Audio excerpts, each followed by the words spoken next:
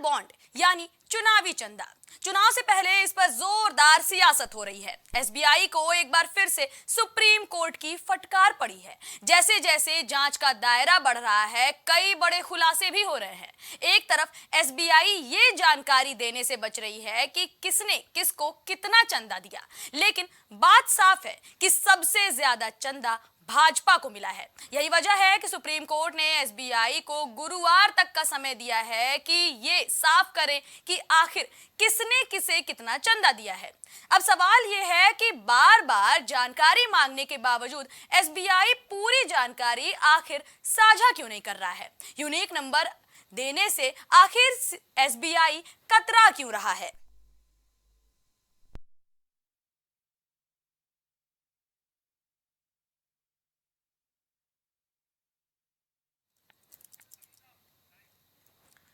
खबर से जुड़ी अपडेट लेकर हमारे सहयोगी अभिनव हमारे साथ जुड़ रहे हैं। अभिनव, देखिए, लगातार एसबीआई को सुप्रीम कोर्ट की फटकार पड़ रही है। कहा जा रहा है कि साफ कीजिए कि आखिर इलेक्टोरल बॉन्ड के तहत किसने किसे कितना चंदा दिया।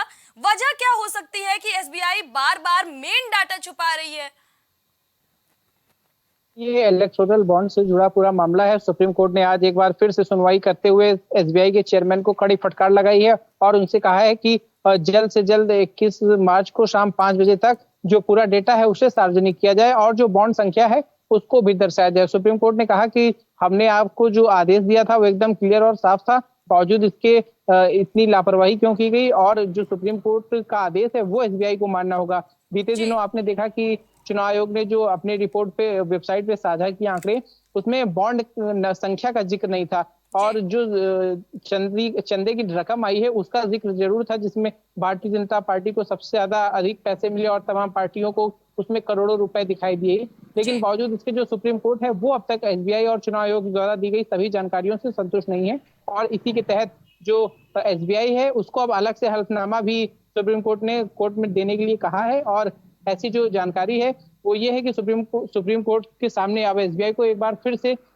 सारा जो जानकारी है वो देनी पड़ेगी और सुप्रीम कोर्ट जब तक इससे संतुष्ट नहीं होगा वो इस पे नहीं मान रहा, क्योंकि आप पहले दिन से देखिए लगातार जो सुप्रीम कोर्ट है वो इस पूरे मामले को लेकर लगातार सख्त रवैया अपनाए हुए है और इसको लेके तमाम तरह की राजनीति भी हो रही है। जी अभिनव, देखिए, लगातार जब से चुनावी चंदे का खुलासा हुआ है, जब से ये खबर सामने आई है कि भाजपा को 6000 करोड़ का चंदा मिला है, भाजपा घिरी हुई है, तो क्या लगता है कि डेटा का अगर खुलासा हो जाता है तो क्या भाजपा की मुसीबतें बढ़ सकती हैं क्या चुनाव से पहले।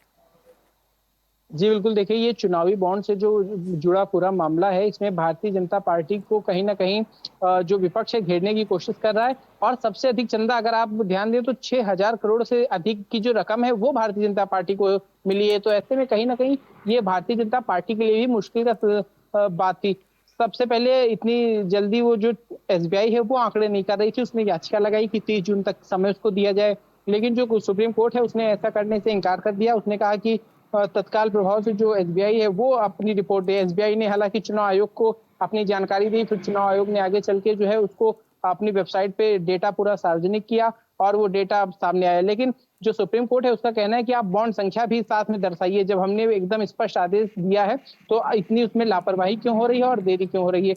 अब जो एसबीआई है उसको पूरा आंकड़ा एक बार फिर से सुप्रीम कोर्ट में हल्फनामे के साथ दिखाना होगा और बॉन्ड संख्या का भी जिक्र करना होगा कि कितने करोड़ किस पार्टी को कब दिए और तमाम और आंकड़े जो अब तक छुपाए जा रहे हैं उसको भी अब सार्वजनिक होना पड़ेगा। जी अभिनव, अगर इस पूरे मामले का खुलासा हो जाता है, यूनिक आईडी सामने आ जाती है, मतलब बिल्कुल साफ हो जाता है कि किसने कौन सी पार्टी को और कितना चंदा दिया है, तो लोकसभा चुनाव पर इस पूरे खुलासे का क्या असर देखने को मिल सकता है।